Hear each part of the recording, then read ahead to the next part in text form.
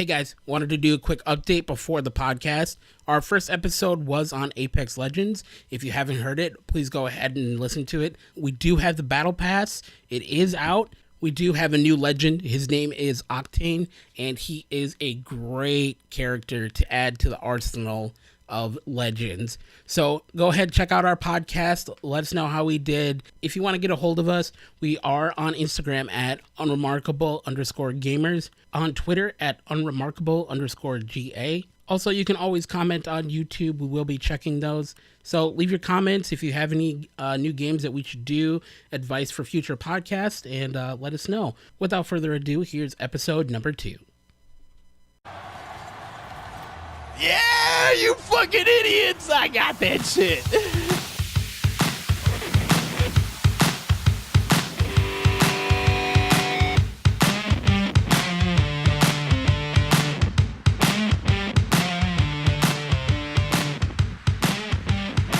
How's it going, everyone, and welcome to Unremarkable Gamers, episode number 2. My name is Charles. We have Bubba. Hey, what's up? We have King as well. Hey, how's it going? And today we have a special guest. His name is Doug. I don't know if you want to introduce him, King. Like, how do you know him? How did you guys meet? Well, this is a old school buddy of mine. We met in high school, and I've always known that he liked video games, big time. So I hit him up, found out some things that he has done since high school, and it might impress everybody listening. All right, well, welcome Doug to the podcast. Hey ho, and what do you know, everyone? I'm Doug. Oh, no. So, King told us a little bit about you, or Travis told us a little about you. He said that you you went to school for game design. Tell us a little bit about that. What did you do there? Yeah, well, it's a pretty wild experience overall. Making games is so much different than playing them, or even what you think of, because you immediately think, man, this is going to be the funnest thing ever. We're just creating worlds, making games, making Christmases more merry for kids around the world.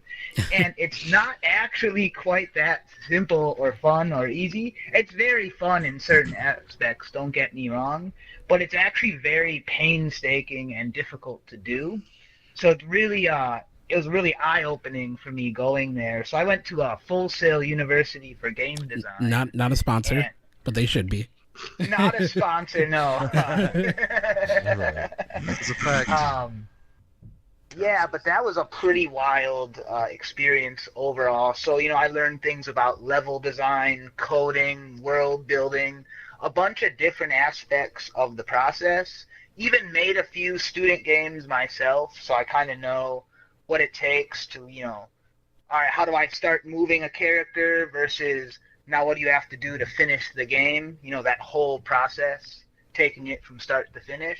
Yeah, definitely. And just a lot different than you might imagine. That's the big takeaway. Yeah, So especially Go ahead. I was going to say, it must be interesting with all that experience when you listen to Unremarkable Gamers ask about, like, why don't they just add this? Or why can't my character do this more realistically or properly, Yeah, well, absolutely. Well, one thing, just to give you kind of an expectation or just kind of a better understanding on just how difficult it is to make games, even getting the character to move in the 4 directions, well, all 8 directions, really. As soon as you get into the realm of 3D, it's all about all 8 directions. Even more if you count, moving up and down ladders, down slopes, things of that nature. And there's everything is connected in games. So stuff that you don't even think would matter. Like, for instance, one time in this game we were making, we placed a bench, right? Just adding detail to the level. All right, whatever, it's an innocuous bench. What could go wrong? Well, the player character actually was no longer stuck to the floor. So you're just kind of floating off in space. And it created this whole can of worms of trying to solve this issue. And that's just an example. I mean, that's just the kind of stuff that can go wrong on a daily basis in game design. And you wouldn't think, why the player sticking to the floor have anything to do with this bench. And there's all this stuff with the coding, when an item is created, it has to have the same kind of scripting as everything else in the engine. The game engine is the actual computer program that the game itself is built in, and every piece of artwork, etc., Okay. is compiled in. Well then. So How long did you attend school for that? I was like just under 3 years, so it was an accelerated bachelor's degree, but it was a little different than traditional school. I actually did it online, but even the campus is like this, where you have a new class every month, sometimes 2 classes in the same month, but there was no summer break where you get 3 months off or whatever. So it was a whole intense. bachelor's. Yeah, it was pretty intense. I mean, there's Sundays where it was due at 11 p.m. Well, just because I'm in Central Time Zone, it would be midnight if you were in the Eastern Time Zone, but it was 11 o'clock for me. So, but we would spend literally 12 hours on Sunday, missing football, missing everything to get this level sorted out, or figure out this thing of coding. And it got pretty Building intense. games instead of playing games, I see. Exactly. So when you think of like games today, because I'm assuming your mindset when you play a game is completely different to anyone else. How do you, when you look at a newer game today, like what comes to mind? Like, do you think about like all the work that's gone into it? Is it like pretty amazing, some of the games that are out now, or is it like that's probably on average the kind of work that people are doing? It's pretty amazing, actually, just how much longer and how much more work goes into it. And I kind of have an idea of like, okay, so how would they script this mission? If I'm playing a game right now, how do they get these enemies to come here and attack you? Or how do they know you completed this objective? And stuff's a lot more complicated than it used to be. And we're going to get into it a little bit with just how short the development of Crash and Spyro was. And that's true of most games back then. We're finished in under a year. And now people really do like spend 3 to 5 years on these games. And it's I know it's very easy for people to criticize, oh, this game's super glitchy and all this kind of stuff like that. But it's pretty crazy just how much. The bench thing is a perfect example of just how small things can create these huge problems. Yeah. So it's pretty remarkable, and Well, it kind of makes sense. It's That's also glitchy. interesting who you guys have to reach out to help complete your game too. I figured it was all just kind of one team, kind of handling all the graphics and world building too, but there's a lot, the music and everything else goes into it too. Yeah, no, and even if you've beaten the game design. recently, the credit sequences are like 10, 15 minutes long in every game now. And because there's really Ridiculous. that many teams that goes into it, there's all the sound people, even music is technically a separate team. And even how that works, like if, this is more action-y, so we need more dramatic music when this is happening. And of course, that ties into coding too, but... Could that incorporate different software or whatever engines you have to use to...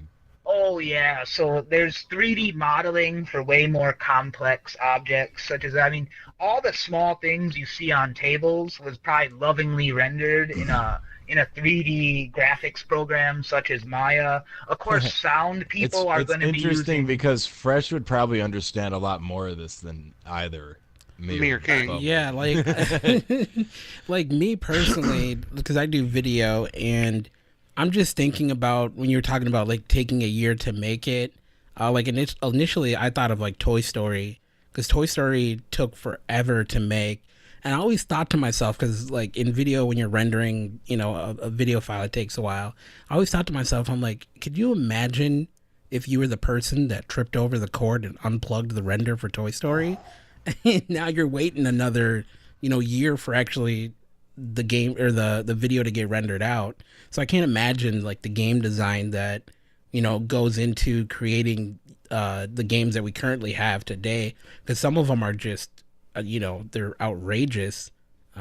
So I can see where the two correlate between video and game design, especially like you're talking about Maya. That's a software that we use in animation design. So Yeah, and also one thing too is a little different with video versus game design is the lighting is also created by level designers.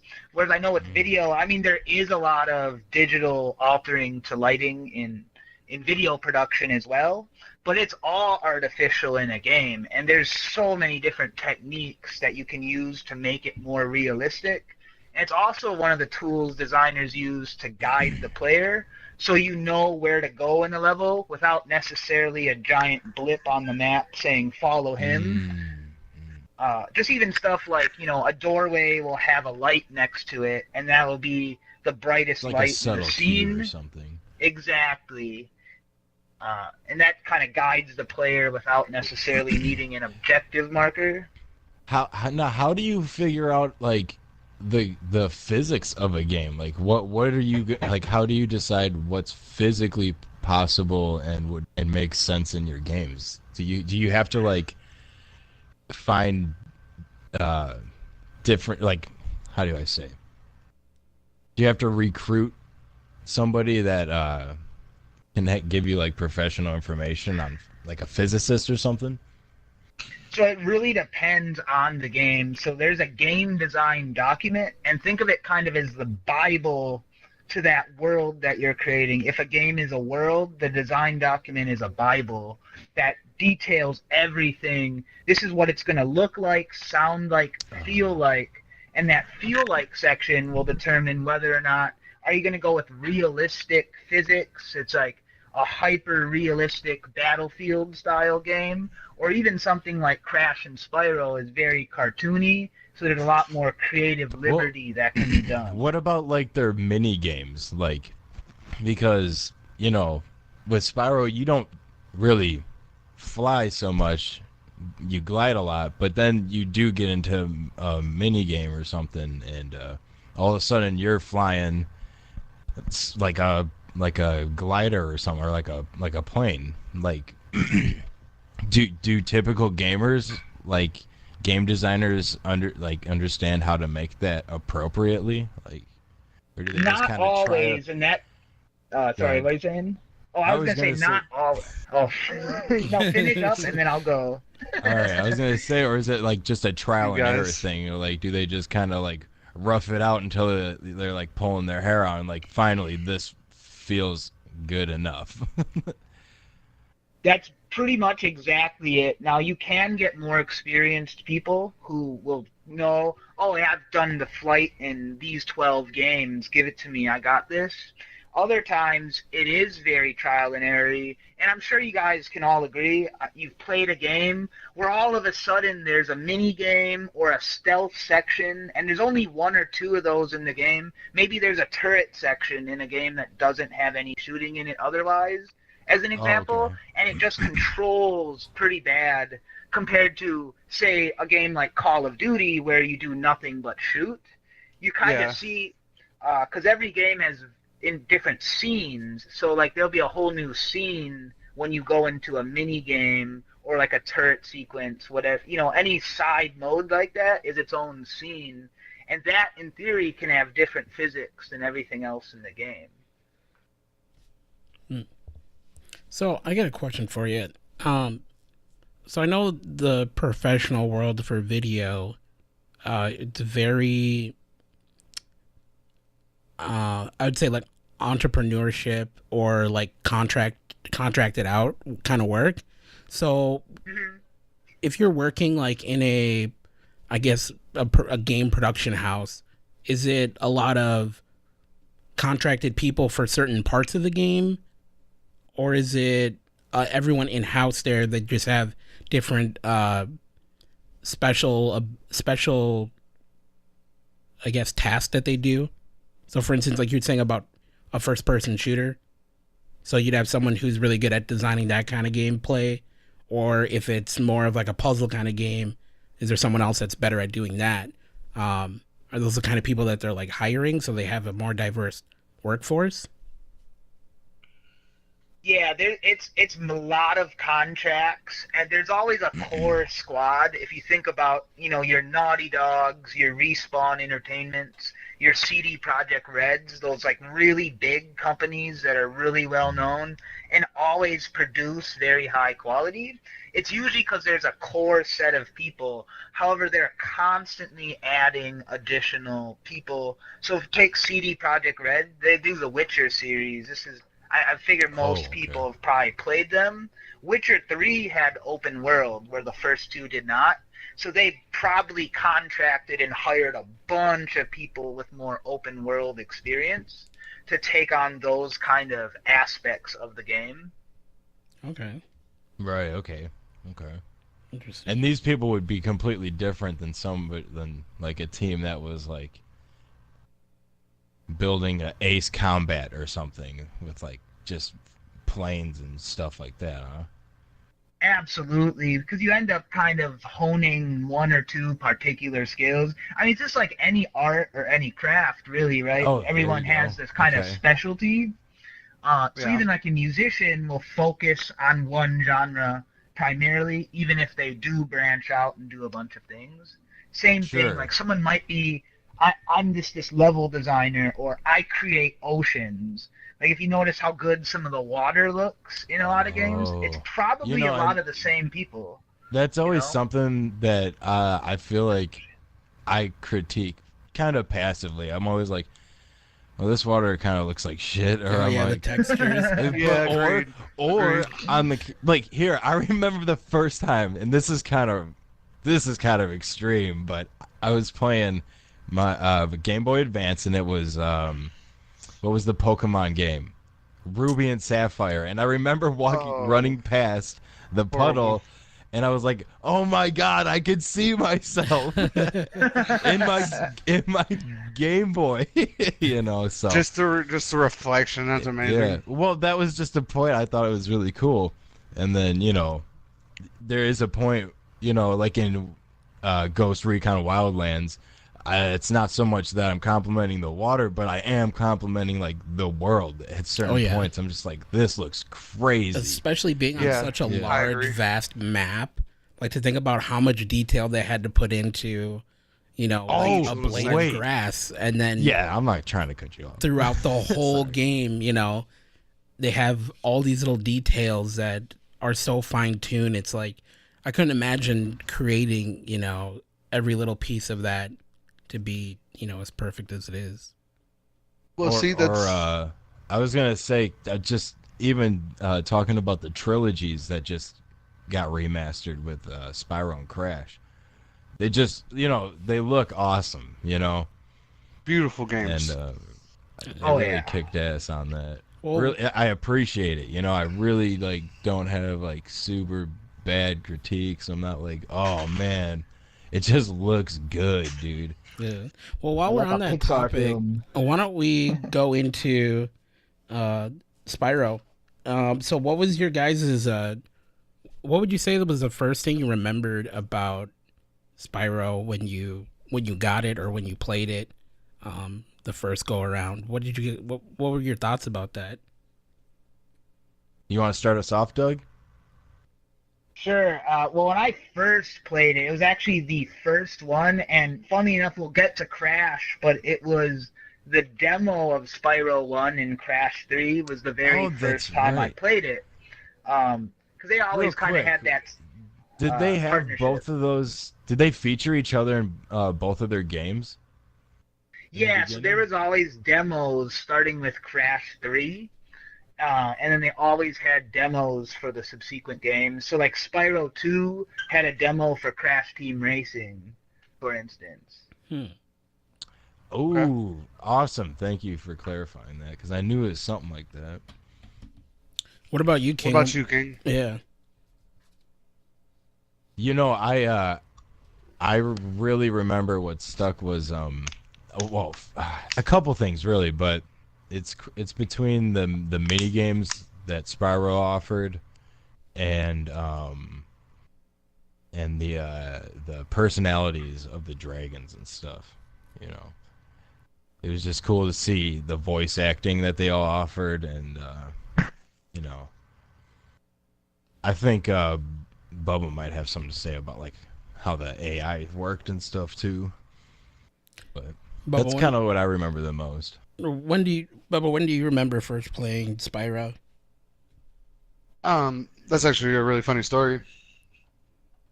My grandma told me that she would not buy it for me because Spyro the Dragon was too violent. Oh, really? Way too violent. Well, I mean, he does shoot flames out of his mouth. Yeah. Sparks beats those butterflies vigorously. Yes. He's voracious, I tell you. Sparks. And then I remember the very next day, my grandpa bringing the game home to me and like, don't tell your grandmother. Take it to your dad's house. Grandpa of the year. Right. Get him that mug, you know. I mean, I can understand why your grandma thought that. It's probably because she was calling her stove Spyro. Was just shooting flames all the time, right? How did that make you feel? I don't know about all that. How did that make you feel towards your grandpa versus your grandma in that moment? Oh, I had strong beliefs in my grandparents anyway, so whatever they said went, no matter what in my life. There you go. Even when they were conflicting, huh? Yeah. Well, I just kind of sat in the middle. I remember when I was younger, the first time I played Spyro, we used to go to like a family friend's house after her recital, and that was like the first time I like actually started playing video games, and that's the first time I actually got to play Spyro. And they also had a Sega, which was super dope because we might do an episode on Sega, but that was when I played Lion King as well, dude. Lion King was my shit. Oh man, I never played. Wasn't that game ridiculously hard? It was. Some kid chameleon action, you know. Nobody messes with Mickey Mouse. And I'm sitting here running from water buffaloes and getting trampled, man. Those are the days.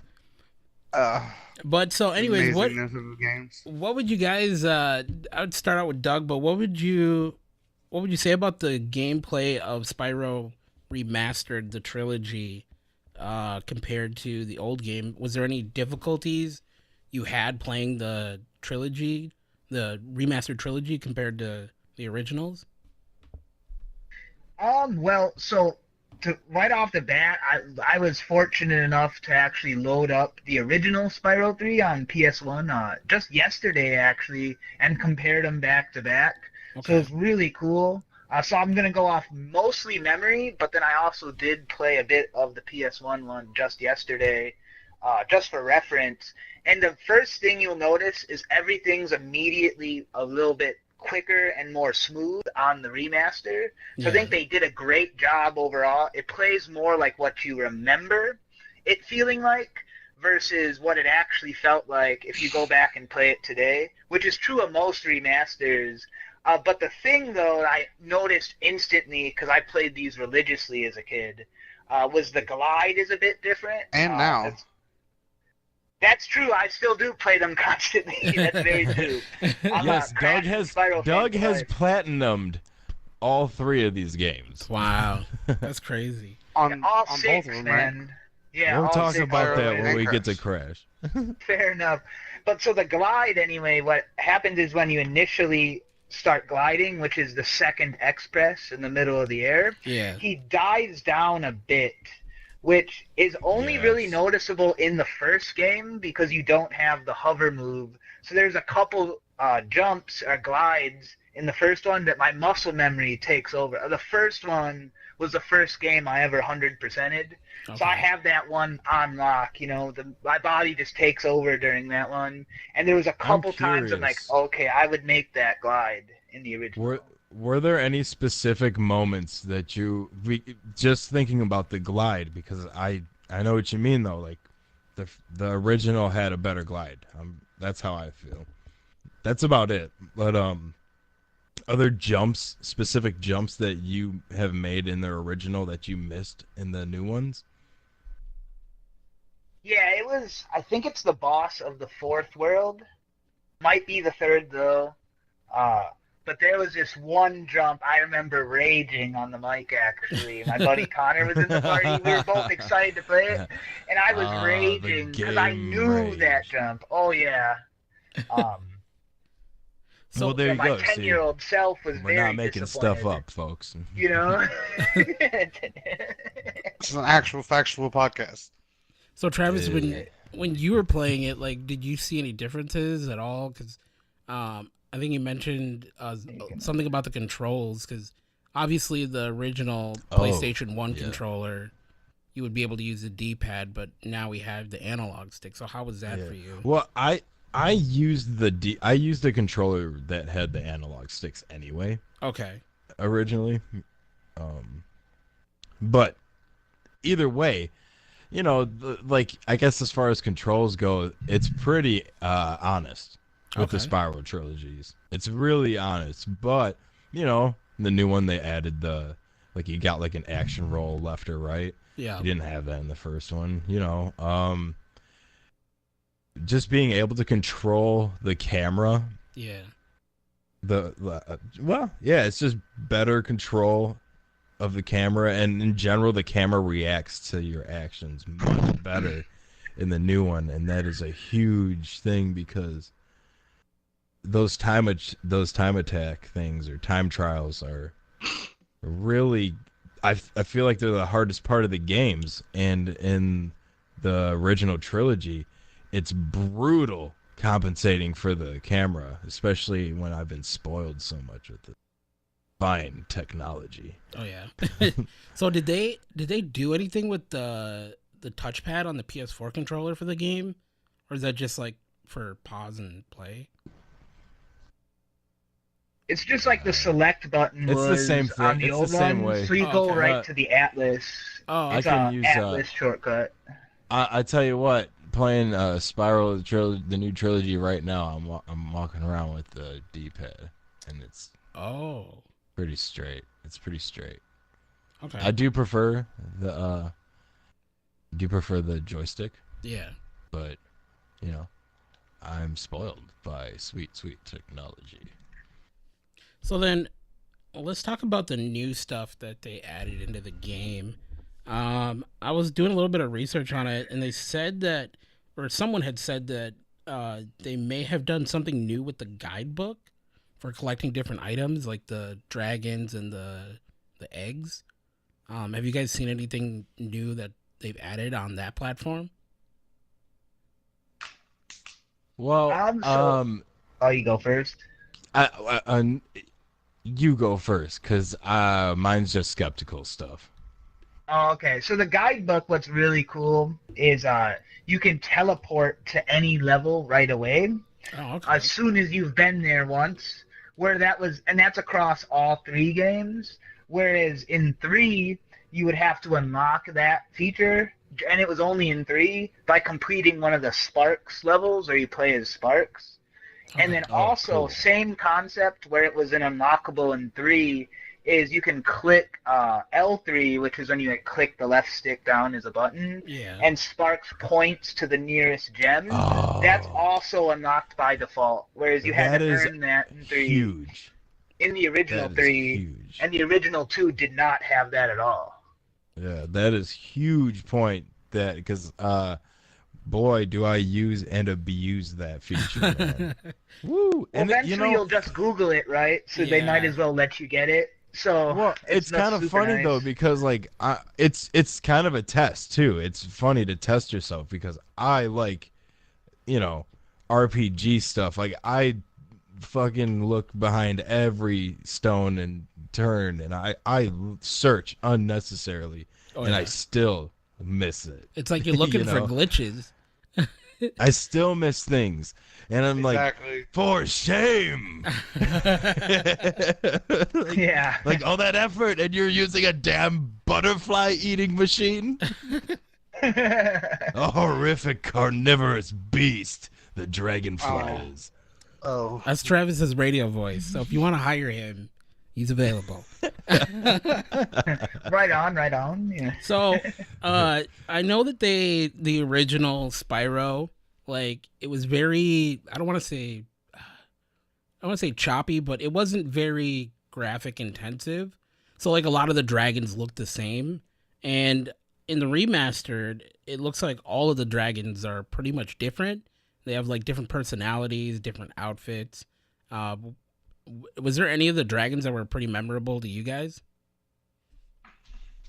Here, real quick, are there any dragons more memorable from each series you're asking me, or Well, specifically the original? Just in the the remastered, I would say, Oh, because all the dragons they in all the stick out original to me, man. look the same. So I'm like, is there any like outfits or any cool things that the dragons had in the remastered version that stuck out to you? What do you think, Doug? What's cool how all the outfits match the level that they're in, you know. So if in the artisans' worlds, they're all dressed like artists and poets and things of that nature. You Good get point. so many dragons so quickly, it is kind of all a blur as to call out a specific design. I like. Yeah. They're Okay. all enjoyable. Bubba, do you have any specific ones that you remember or stick out? See, I really can't because just like he said, it's all a blur. But it's all It really good, is. right? Yeah, they're It's all all good. good. Real quick though, It's like robot chicken. They always make me chuckle. my memory is a little foggy, but is there a Bob Ross dragon somewhere in the series? If it was, it's in the artisans' world, and there's cute references like that all around. I bet you have the fro on one of them. Well, somebody is bound to let us know now. Well, let's switch gears from Spyro to Crash Bandicoot. I know that there was in the original. I personally like when I was looking at the original game compared to the one that they have now. The original one is like super dark. I don't know if you guys realized that. Yeah. Like there wasn't anything you could really make out. It was really muddy, and I mean it probably doesn't help now because we have like 8K TVs that are out. But the new remastered version is just beautiful compared to the original. Mm-hmm. Absolutely. Now, is that due to Oh, a limit on the PlayStation's system in general? Like, was it just not advanced enough to do what they I originally think wanted so. or something? Or they didn't contrast the colors enough. It seemed like they were compensating for things, but it worked I mean, out. that's why I was wondering like too, like both games. if it's like detail orientated possibly as well. Like there might have not as been as much detail that they put in. Well, the game. I am curious because, you look at the difference between Final Fantasy VII to Final Fantasy VIII, and I mean, nowadays kids would just be like, "Wow, that looks like trash," but I'm like, man, those games are beautiful. So, Doug, you had mentioned something before the podcast about using the analog stick for Crash. How was that for you? So I actually use the D-pad when I'm getting serious mode, like you're going for those platinums, because you normally can't die during the time trials. It's one clean run throughout the whole thing. So I actually argue, I mean, it's nice and plenty of open levels where you're not really having to be too precise. However, the analog stick, you're so prone to, if you nudge it even just barely tap it, you'll careen off the side in the parts I agree. where you have to be completely specific agree. to a box. Were you having issues with that too, Bubba? Yeah, like I rather just use the analog, not the analog sticks, the D-pad, Okay. because So like he said, it's so much more precise and clean. did they change the sliding in the remastered for Crash? Or is it still Not the that I same? know of offhand. It felt the same. Like, because Yeah, we're going to pretty get well. into Crash 1's jump, which is way different and instantly noticeable. But the slide felt the same to me. And that's only in 2 and 3. The slide isn't in the original game. Okay. But they felt fine to me. Okay.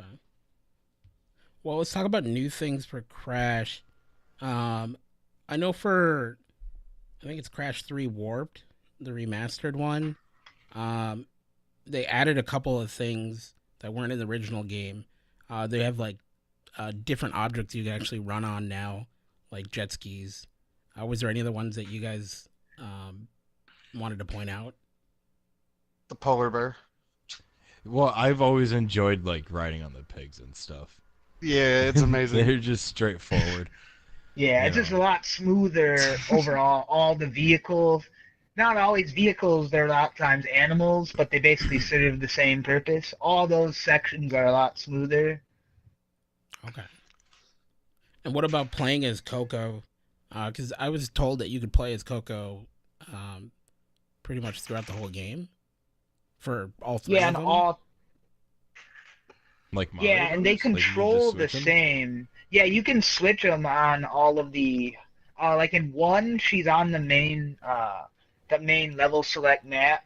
In two, you walk. In two and three, you walk over to her in the warp room, and then Very you can nice. just select her.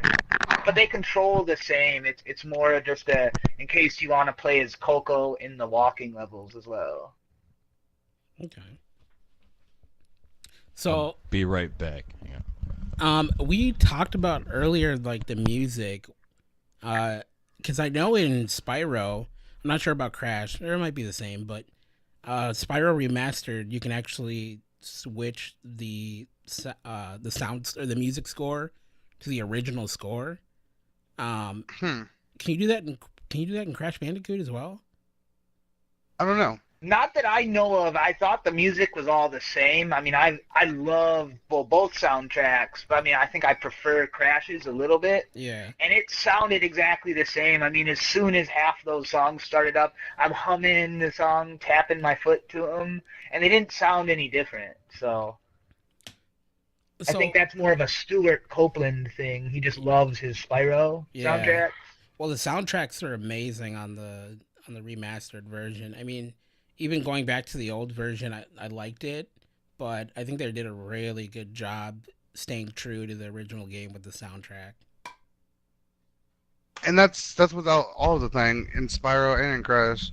They tried to stay as in tune with the original games as they could. Yeah, especially being like a different game company trying to Mhm. replicate, you know, iconic games that were played back in the day. They did a really good job. Yeah, absolutely. They look beautiful. They both do. The music's really good too. Um, Um, we were Go ahead. we talked a little bit about that, but how did you guys feel about Tom Kenny's performance as Spyro? That's the dude from the police, right? No, that's SpongeBob. No, SpongeBob. Yeah. Oh, I thought you Stuart were still talking Copeland about from the the music. police. Oh, yeah. okay. Yeah, because like I noticed like watching some of the cutscenes, like they added a lot more character development to Spyro. Yeah, they passed his voice around a lot, but Do you think he did a pretty good Uh, job comparing himself to Carlos? I can't pronounce his last name. and he was the original one, right? The Yeah. Taco Bell dog. Yeah. Oh, jeez. You know, look, being the original voice, it's cool. He did all right. I don't really have anything bad to say about it, but the voices following him, I thought were better in general. Yeah, I'd agree. Luckily, though, because it's not that story-based, Spyro, at least that original trilogy. I know Legend of Spyro is more story-heavy, but this original trilogy that we're talking about isn't that Yeah. heavy on the story, so you're Yeah. not as attached to the voice. Yeah. So that helps a Yeah, lot. and I think they did a good job. I think they all did a good job in their own respect. I really do. It was really cool to hear voice acting in general at that time. Yeah, because Crash, I mean, he just goes, whoa, which Oh, yeah. isn't necessarily voice acting. And then there's the Mario Brothers, or Mamma mia. you know. Definitely. So, well, why don't we just go into final thoughts? Doug, since you're the guest, what's your final thoughts on the remastered version? Crash, or? Of either one. Well, I'll start with Crash because I actually prefer Crash. Love Spyro, don't get me wrong. Crash, has a special place in my heart. I did play it first too, which does compound things. I really loved. Overall, they did such a good job. Of course, being such a fan, I'd have the two complaints. And that's only two in an otherwise like perfect game. What a great job. The first was that the jump is changed in 1, so the game is so much harder. And if you haven't played, all 3 of the games, it's noticeably easier each game. So 2 is easier than 1, 3 is the easiest. So 1 was already hard enough, did not need any additional challenge, and they really ramped it up to the point where some of the levels are just plain frustrating as opposed to really challenging but fun.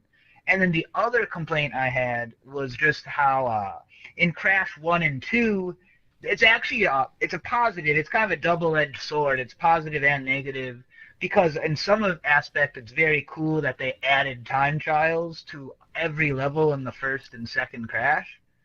But some of those levels were not designed with time trials in mind, in terms of there's parts where you just have to sit and wait for obstacles, or they weren't expecting you to barrel through it as fast as possible. There's some, almost like more puzzly elements in 1 that don't correlate to a speed run quite as well. As in 2 was a bit better. Most of the levels just seemed to flow nicer, whereas 3 you can really tell was designed with the time trials in mind. So those are a lot more fair. Okay. Still challenging to get platinums, but it is but very fair. All right. King, what about you? What are your final thoughts on Crash and Spyro? Like as remastered, like as the remastered trilogy. Okay. I've only played and fidgeted around with Crash for a little bit. But I'm playing Spyro right now, and I love it. I was already playing Spyro on the PlayStation, but the remaster came my way, and now I'm savoring every minute of it. It's really good, man. I will say though, Crash Bandicoot is way harder than Spyro.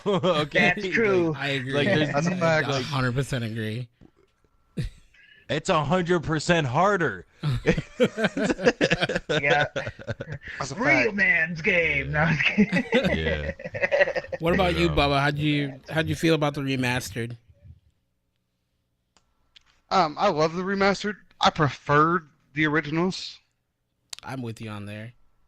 but like, just like Doug, I prefer. When's the last time you played the originals? Yeah. Yeah, well, I played one of them yesterday. Like, That's true. I mean, me personally, right. I was a big fan of Spyro rather than Crash. I think I played Crash a handful of times. But Okay. I'm definitely gonna have to dig out my PS1 and give her a rip. Send her. Oh, Yeah, I think I'm Enjoy doing the Crash same. 1, yeah. In its full jumping glory. Back when things were so much simpler. Oh yeah. You know what's wild though about the music? I just keep bringing the music up, but like You definitely do. the what do you call it? Composer? Yes, the composer. I knew Doug would get it. The composer for Spyro, man, he went on tour just for Spyro music. Really? Like Wow. like a retro tour Just or for something? Spyro. Well, I don't know. What would you call it? I don't know. Come join me on this glorious ride he's just like in on a dragon Lollapalooza. called Spyro. Well, No, do it. It's so wild. Well, that's like That's like the that reminds me of I mean, this is completely off topic, but Game of Thrones, the guy who played Hodor, like he was like a music producer and he would like travel around the world playing music. You know, Oh, really? that he created. That's cool. That's cool. Yeah, also reminds me of a kind of off topic. I know King will love this one though. There's a group called the Black Mages that does Final Fantasy music in a similar way where they go concerting, kind of like the Spyro ones. Interesting. So, are they like? Is it orchestrated, or? Yeah, it's orchestrated legit. It has a lot of the original team, and they dress like freaking black mages, with the. And this has the nothing to hats do and with stuff. like Final Fantasy Lost Worlds or whatever. Not that I Distant know Worlds. of. I think it's Distant Worlds or something. Honestly, I gotta not even double-check sure what that. that is. So. It's they do it's a symphony orchestra and they tour. It's outstanding. Oh, okay. Yeah. I wonder if it's a whole different thing. I wonder, but it's huge, and I think they're coming to Chicago soon, and I plan to go. Well, look at that plug. Well, while we're on the topic, we're gonna go and plug you, Doug. Do you have anything you want to plug? Social media, anything you're working on? Yeah, so it's a bit, it's not even video game related at all, but I do have a YouTube channel called From Pawn to Player, and it is so many different topics on there, but essentially it's all about self-improvement, things like exercises you can do, breathing techniques, a bunch of kind of off-the-wall things you don't hear often, but can really improve your life if you just take a couple minutes per day to incorporate some of these things. Pretty interesting channel. Check it out if you guys like the idea of getting more healthy and improving your life. Definitely. Focus the mind. Go ahead and follow Doug Stuff there. like that, dude. Yeah. Go ahead and follow Doug there. Get some inspiration on some things that you can do. You can also follow us on Instagram at unremarkable_gamers. And we're also on Twitter as unremarkable_GA. So give us a follow, give us a tweet, send us your comments, let us know what you think. But that's all we have for today. This was episode number 2. We'll catch you guys next time. Tell us about your games you like.